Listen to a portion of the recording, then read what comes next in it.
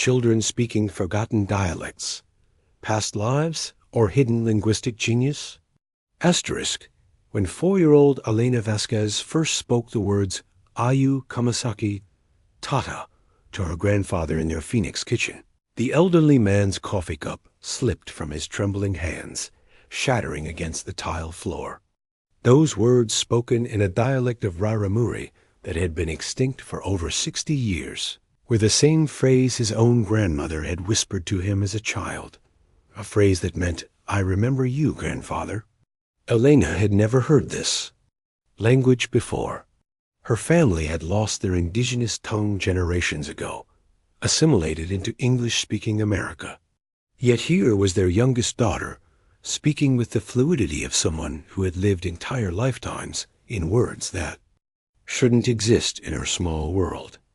What happened next would challenge everything the Vasquez family believed about memory, identity, and the mysterious ways language can survive across impossible gaps of time and death. Asterisk. If stories like this fascinate you as much as they do me, hit that subscribe button and give this video a like. You won't want to miss where this incredible journey takes us. Part 1. The INC D&D the morning of September 14th, 2021, started like any other in the Vasquez household.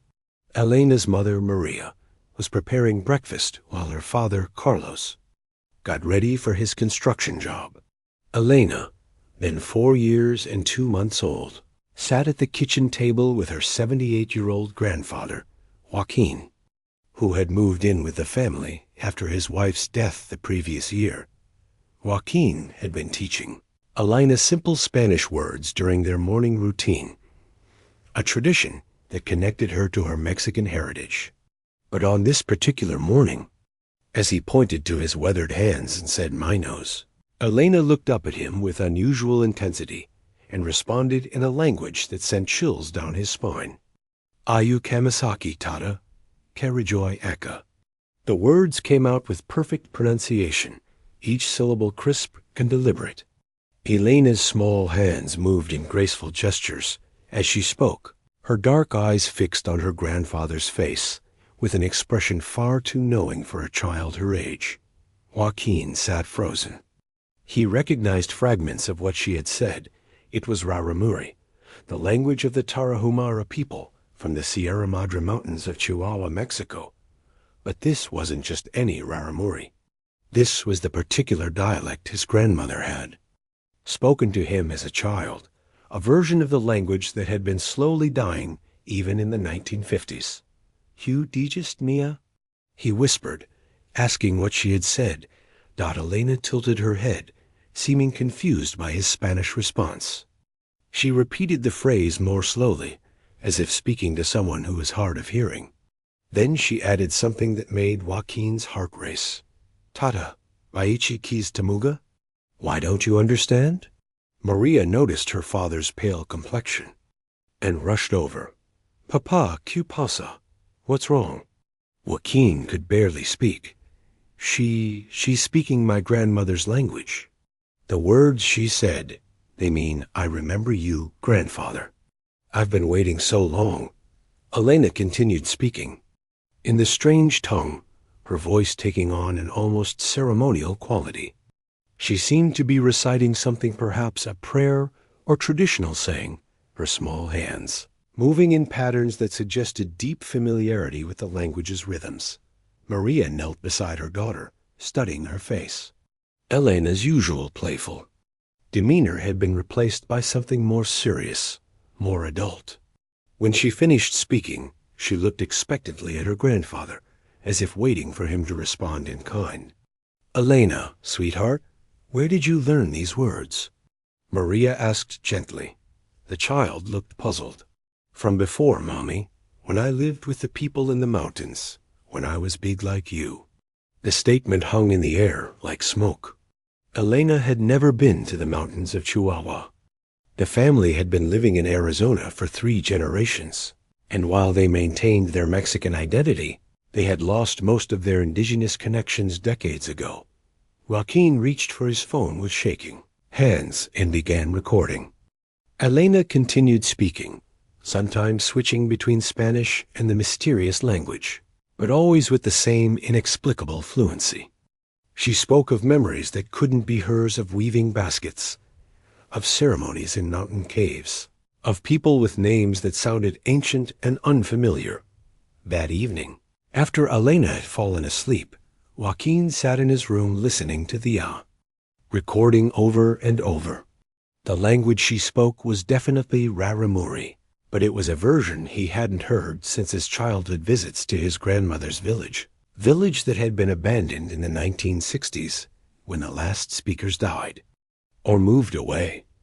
How could a 4-year-old girl in Phoenix know the extinct words of a mountain people she had never met? Part 2. ESALATIO. Over the following weeks, Elena's linguistic abilities intensified dramatically. What had begun as isolated phrases evolved into full conversations conducted entirely in the ancient dialect. She would wake up speaking the language and had to be reminded to switch to English or Spanish when addressing her family. The most unsettling development was how Elena began to correct her grandfather's attempts to respond in the Raramuri he remembered. When Joaquin tried to speak the few words his grandmother had taught him, Eleni would shake her head and gently correct his pronunciation, speaking to him as if he were the child learning from her. "No, Tata," she would say, placing her small hand on his weathered cheek. "Asi no. Listen. Tamuga eka, not Tamuga ek." She would repeat the words slowly, enunciating each syllable with the patience of a teacher. Maria began documenting these interactions, filling notebook after notebook with phonetic transcriptions of Elena's speech. The child seemed to possess an entire cultural vocabulary that extended far beyond simple words. She spoke of specific plants and their uses, of seasonal ceremonies, of family relationships, using terms that suggested an intimate knowledge of traditional social structures. Most disturbing was Elena's emotional response to certain topics. When her grandfather mentioned the word misionero, missionary, Elena's face would darken, and she would speak rapidly in the ancient tongue, her voice filled with what sounded like fear or anger. She would repeat the word kochi over and over, a term Joaquin eventually realized meant outsider or enemy. The family's daily routines began to revolve around Elena's linguistic episodes.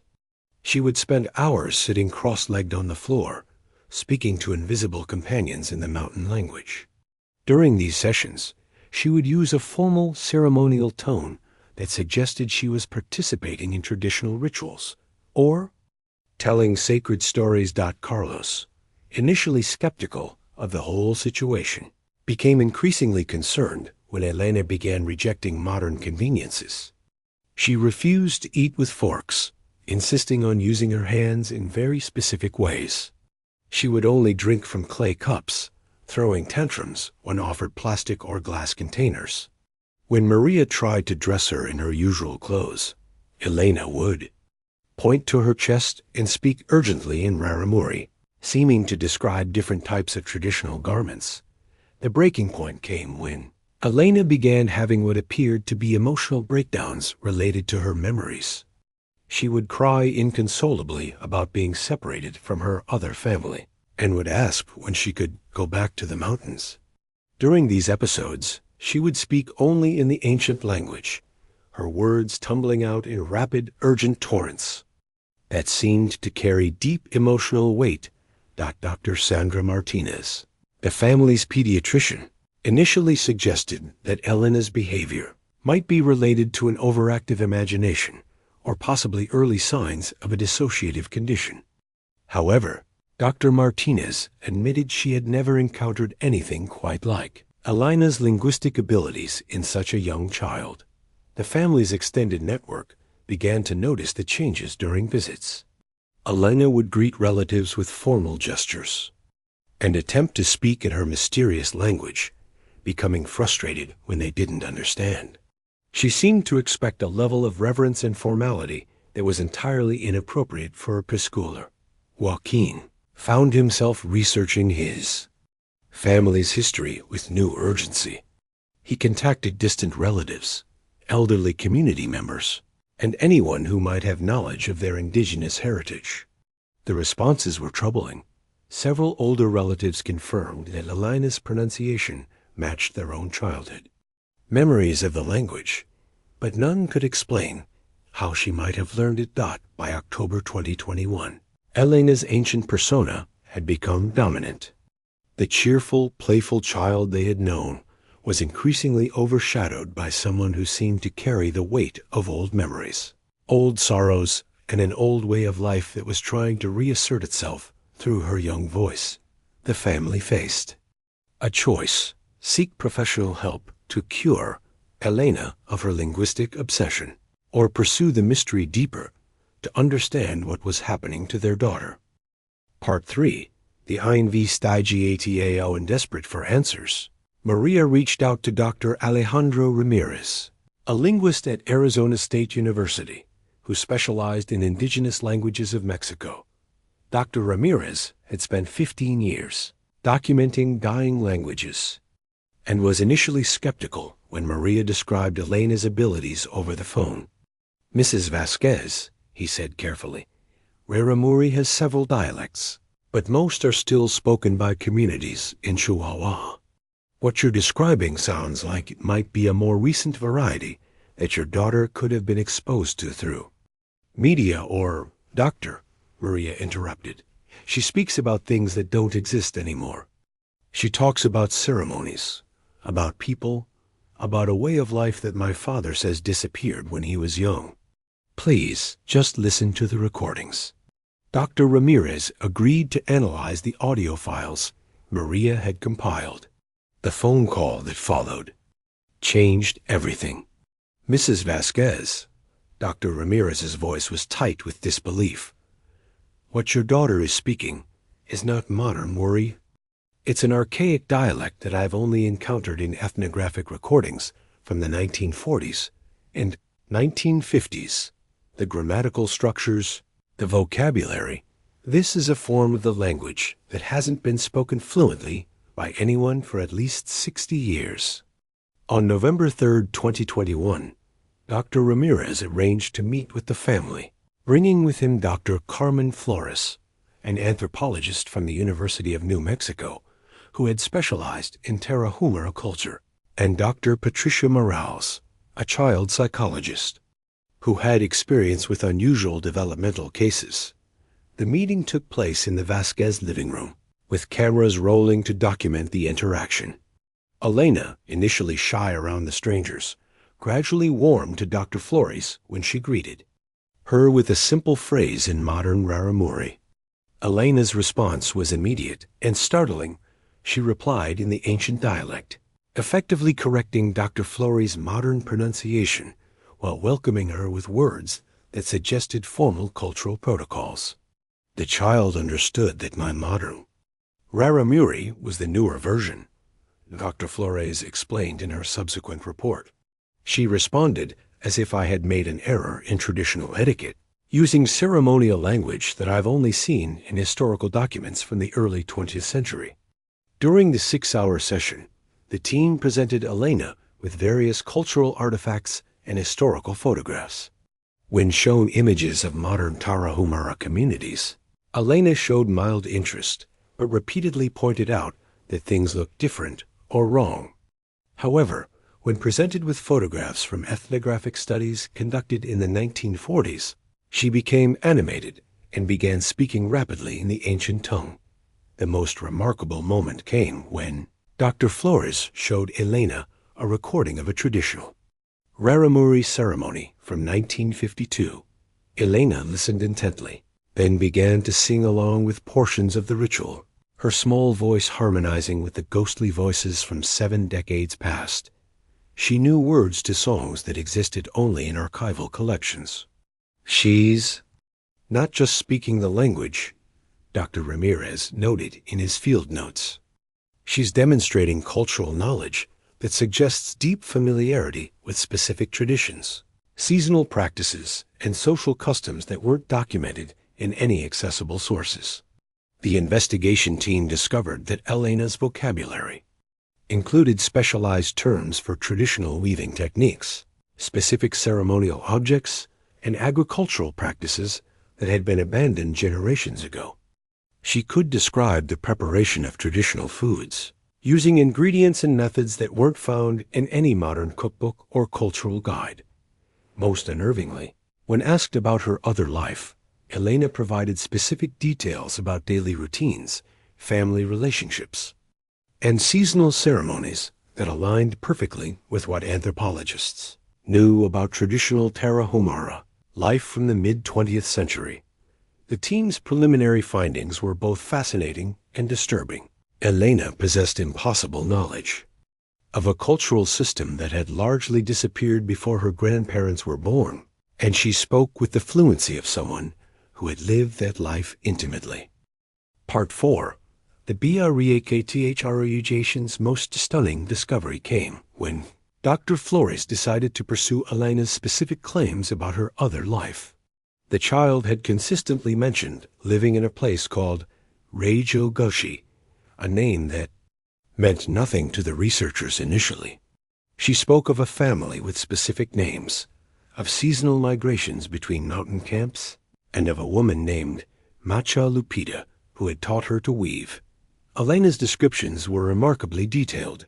She spoke of a wooden house with a specific type of roof, of a stream that flowed past their home, of pine trees that grew in particular patterns on the mountainside. She could describe the family's daily routines, their seasonal ceremonies, and their relationships with neighboring families, using names and terms that suggested intimate knowledge of a small, tight-knit community. Working with Dr. Miguel Santos, a colleague at the Universidad Autónoma de Chihuahua, Dr. Flores began cross-referencing Elena's descriptions with historical records from the Sierra Madre region. The breakthrough came on December 18, 2021, when Dr. Santos sent an urgent email containing information from the Catholic Church archives in Creel, Chihuahua. Among the baptismal records from the 1940s and 1950s, Dr. Santos had found references to a settlement called Reijo Goshi, exactly as Elena had pronounced it. The village had been located in a remote valley about 60 kilometers south of Creel and had been abandoned in 1962 when the last families moved to larger towns for work and education. More shocking still, the church records contained the names of families Elena had mentioned with uncanny accuracy. There had indeed been a family with the surname Batista, and among them was a woman named Lupita Batista, who had died in 1961 at the age of 34. The records indicated she had been known in the community as an expert weaver and had taught traditional crafts to young girls. Dr. Santos's research revealed that Lupita Batista had been married to a man named Patricio, had 3 children, and had lived in the settlement of Reijo Goshi for most of her adult life. The church records even contained a note describing her as conocida por sus conocimientos tradicionales, known for her traditional knowledge. The implications were staggering. Elena was providing accurate information about a historical person whose existence was only documented in dusty church archives, and whose personal details were recorded in documents that had been filed away for 60 years. To test this connection further, Dr. Santos arranged for Elena to be shown photographs of the Reijo Goshi area, taken during ethnographic expeditions in the 1950s. The child's reactions were immediate and emotional. When shown a photograph of the abandoned village site, she became visibly distressed, pointing to specific locations and explaining in rapid Raramuri where certain buildings had stood and where the families had lived. Most remarkably, when presented with a photograph of traditional weaving materials, Elena began demonstrating weaving techniques that perfectly matched those described in anthropological studies from the period. She spoke of different types of pine needles, of specific patterns that were appropriate for different seasons, and of the ceremonial significance of certain colors and designs.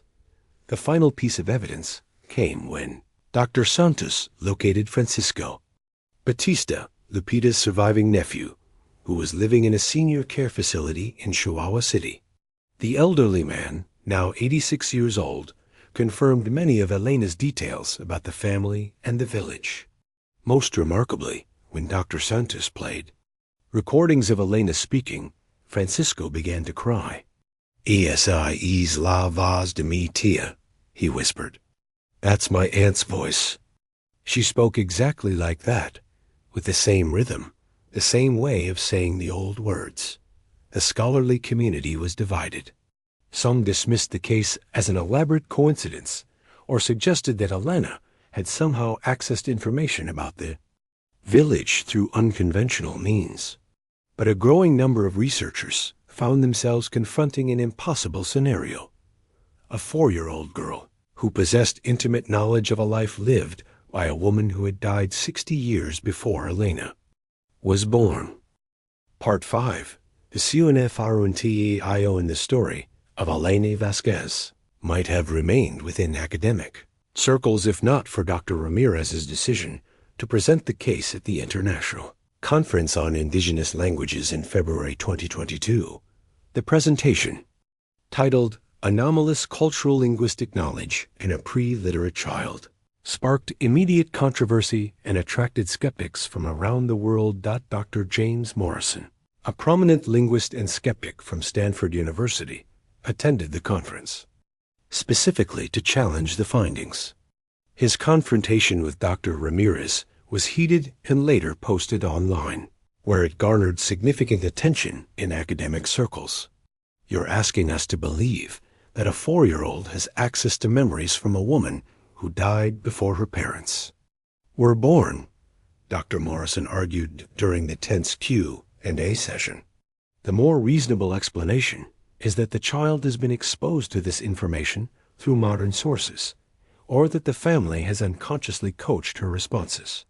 Dr. Ramirez's response was measured but firm. "Dr. Morrison, we've conducted extensive background checks on the family. They have no connection to academic research on the Tarahumara, no access to the specific archival material that matches Elena's claims, and no knowledge of the village of Rejogochi before this investigation began. The child's linguistic abilities were documented before any research was conducted." The confrontation reached its climax when Dr. Morrison demanded a live demonstration. A video call was arranged with the Vasquez family, and Elena, now 5 years old, was asked to interact with Dr. Morrison directly. The skeptic began by testing Elena's knowledge with carefully designed questions about Tarahumara culture, including several details that he had deliberately fabricated.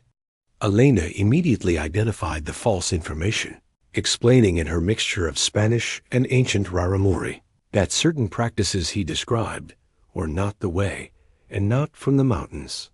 Dr. Morrison's expression shifted from skepticism to confusion when Elena began to critique his pronunciation of basic Raramuri phrases. She corrected his attempts at speaking the language with the gentle patience of someone who had lived it fluently, demonstrating pronunciations that other experts confirmed were more accurate than those typically used by modern scholars. The most dramatic moment came when Dr. Morrison asked Elena to describe a traditional ceremony. Elena's face became serious, and she began speaking in the formal, ceremonial tone that her family had observed during her episodes. She described a seasonal ritual with specific details about timing, materials, and participant roles that matched anthropological descriptions from the 1940s. "She's not reciting memorized information," Dr. Flores observed during the call. "She's speaking from experiential knowledge. She knows these practices the way someone knows them who has lived them." Following the conference, the case attracted international attention. The Vasquez family found themselves at the center of a media storm, with documentary crews, researchers, and curious visitors arriving at their Phoenix home. The attention became overwhelming, particularly for Elena, who began to show signs of stress and confusion. Child psychologist Dr. Patricia Morales recommended that the family limit Elena's exposure to the research community, noting that the intense scrutiny was affecting the child's normal development. Elena is still a 5-year-old child, Dr. Morales explained in a press statement. While her abilities are remarkable, our primary concern must be her psychological well-being and healthy development. The family made the difficult decision to withdraw from further public research, though they continued to work privately with Dr. Ramirez and Dr. Flores. Maria later described this period as the most challenging time in our family's life, noting that Elena had begun to retreat from her ancient persona, possibly as a protective mechanism. The scientific community remained divided. While some researchers published papers supporting the validity of Elena's case, others maintained that conventional explanations hadn't been adequately explored. The debate continued in academic journals, with neither side able to definitively prove their position. Part 6. The Estarante Today. Elena Vasquez is 8 years old, a bright second grader living a relatively normal life in Phoenix, Arizona. The intense manifestations of her indigenous memories have faded significantly, though traces of her unusual past remain. She still occasionally speaks phrases in the ancient dialect, particularly when she's tired or stressed, and she continues to show an instinctive understanding of traditional Tarahumara practices. Maria reports that Elena's mountain phase began to diminish around her 6th birthday, coinciding with her increased engagement with school and contemporary peer activities. It's as if she made a choice to focus on this life, Maria explains. She still remembers everything, but she's choosing to be Elena rather than whoever she was before. The family continues to work with Dr. Ramirez and Dr. Flores, who have documented Elena's transition from her ancient memories to her present identity. Their research has revealed that Elena's knowledge of the archaic dialect remains intact, though she rarely chooses to demonstrate it.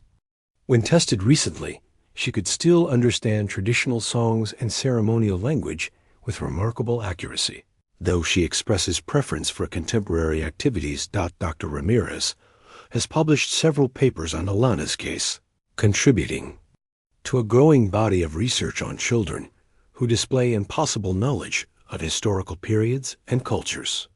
He notes that Elena's case shares similarities with other documented instances worldwide, though few have been as extensively verified or culturally specific. Elena's case challenges our fundamental assumptions about consciousness, memory, and cultural transmission, Dr. Ramirez wrote in his 2023 follow-up study. Whether we explain her abilities through reincarnation, genetic memory, or some unknown form of consciousness inheritance, the implications are profound. The Vasquez family has received hundreds of letters from around the world, many from parents whose children have displayed similar abilities.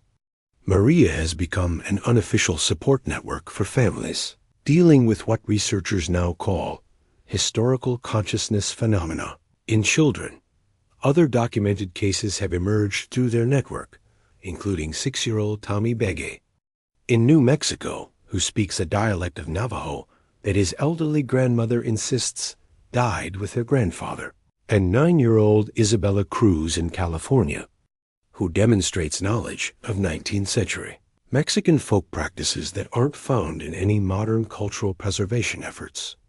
The scientific community continues to study these phenomena, though research is limited by ethical concerns about studying children and the difficulty of verifying historical claims.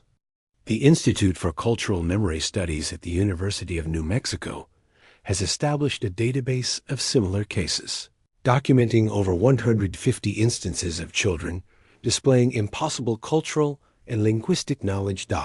As for Elena, she occasionally mentions her other life in casual conversation, usually when discussing school projects about indigenous cultures.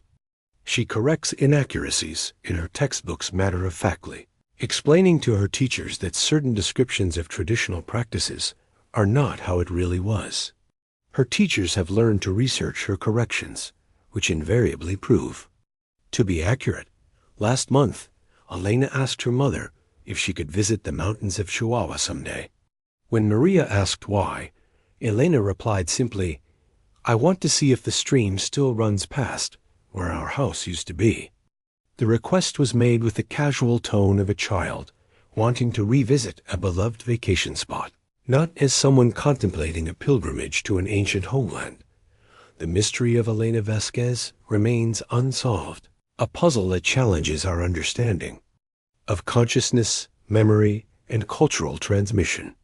She continues to grow and develop as a normal child, the one who carries within her the echoes of a life lived in the mountains 60 years ago, in the end. Perhaps the most remarkable aspect of Elena's story isn't the ancient language she speaks or the impossible memories she carries, but how naturally a child can bridge the gap between worlds, between times, between the living and the dead.